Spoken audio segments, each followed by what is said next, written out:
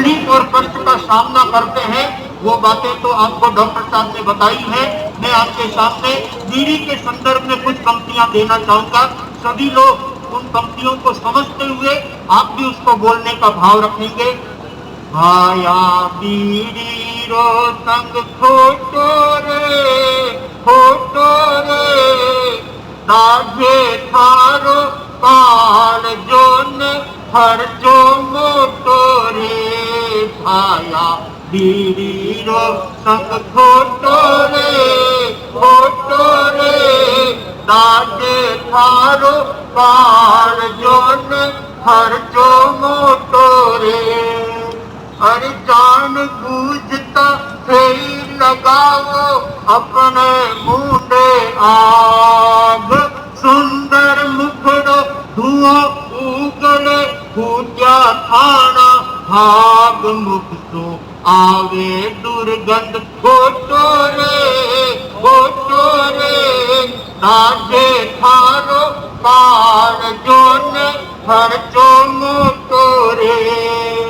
अरे काल जिया में कैंसर होवे दे मौत ही मारे। बीजी दवाई होनी मुश्किल देवे डॉक्टर सारे। उसको घर में मोटो टोटो रे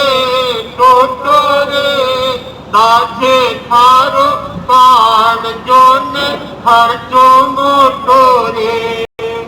थोड़ी आदत पड़ता पड़ता पछे घनी हो जावे। बंदल का बंदल उड़ जावे नहीं धापनो आवे।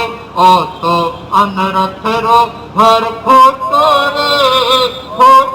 रे दागे थारो काल जोन हर जो मोटो रे। सूता बैठा चाल काथे पक पक बीड़ी फूको। फांसी चाले पक आवे जब उठी उठी ने थूको।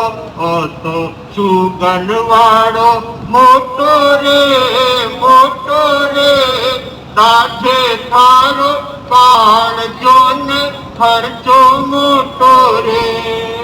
गांजा पीता गल जावे रे बीड़ी पीता भाषे। सिगरेटा तो कैंसर होवे अकल हिया की नासे थाको जीवन होवे फोटो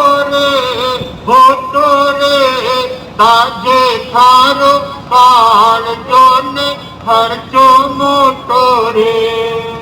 देखा देखी बिगड़े खासु छोटा छोटा छोरा। देखा देखी बिगड़े खासु छोटा छोटा छोरा। जीवन वाला मानो छोड़ो हो जाओ ना शोरा। केवे कुमुद खाय दो मोटो रे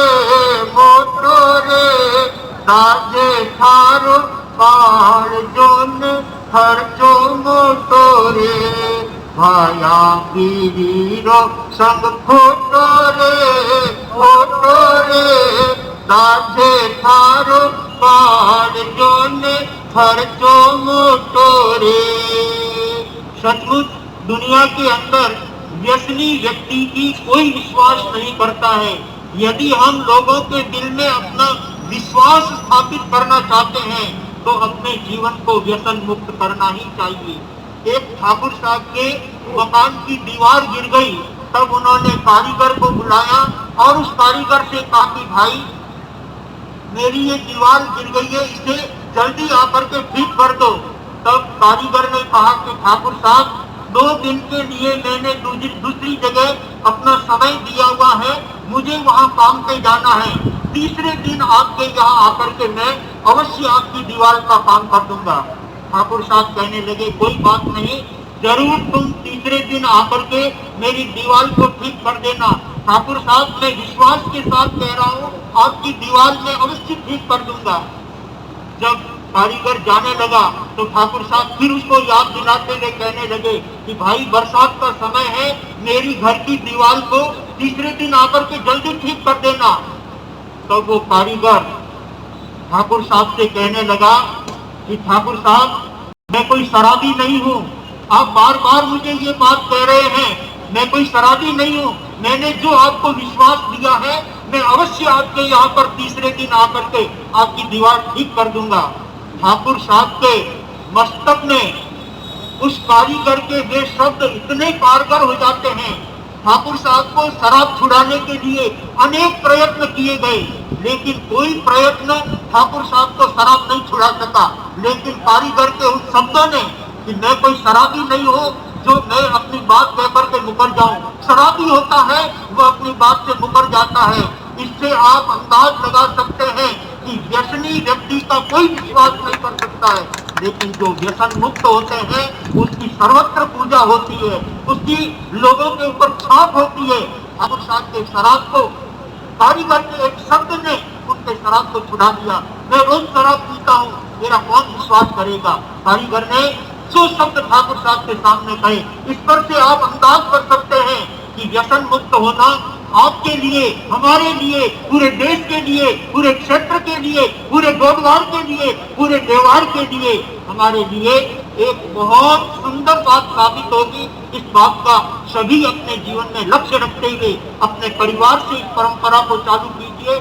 हमारा परिवार व्यसन मुक्त हो, हमारा मोहल्ला व्यसन मुक्त हो, हमारा क्षेत्र व्यसन मुक्त हो, और ऐसे तमाम गोदवार के क्षेत्र को हम व्यसन मुक्त करते हुए उनको अध्यात्म से जोड़ने का कार्य करेंगे।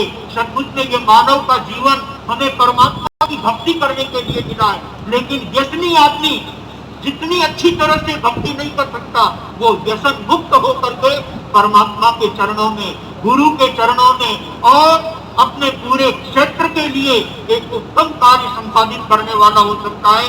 इसलिए मैं तमाम क्षेत्रवासियों से कहना चाहता हूँ, ब्रह्मा कुमारी संस्थान के द्वारा जो यह विषम व्यक्ति का अभियान चलाया है, उस अभियान के अंदर न केवल सागरी वाले ही, तमाम गोदवार के क्षेत्र जुड़ करके और उनकी भावनाओं को साकार रूप दे। इससे हमारा कल्याण है, इससे हमारा उज्जवल भविष्य है। यदि हम अपने भविष्य को उज्जवल बनाना चाहते हैं तो इनके अभियान में आप और हम सब जुड़ करके सहयोग करेंगे, तो निश्चित रूप से हमारा यह अभियान